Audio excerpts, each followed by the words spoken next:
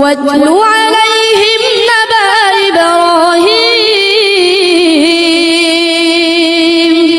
যে সকল মানুষ মুসলমান তোমার তেলাওয়াত শুনবে ঈমানের পাওয়ার বেড়ে প্রত্যেকে মুমিনের কাতারে শামিল হয়ে যাবে। واتل عليهم نبأ إبراهيم إذ قال لأبيه وقومه ما تعبدون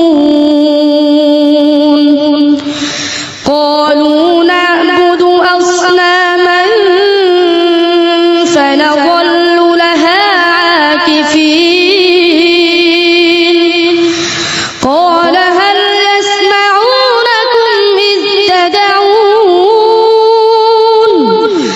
أو ينفعونكم أو يضرون قالوا بل وجدنا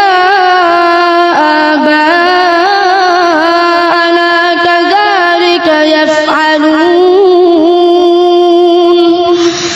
قال أفرأيتم ما كنتم تعبدون أنتم وآباؤكم الأقدمون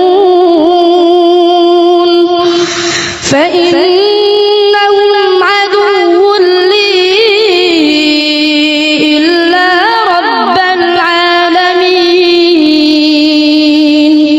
সাদাকাল্লাহুল صدق আযীম। الله العظيم মাশাআল্লাহ।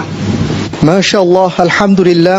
প্রিয় দর্শক, আমরা নাজমুস সাকিবের অত্যন্ত চমৎকার তিলাওয়াত শুনলাম।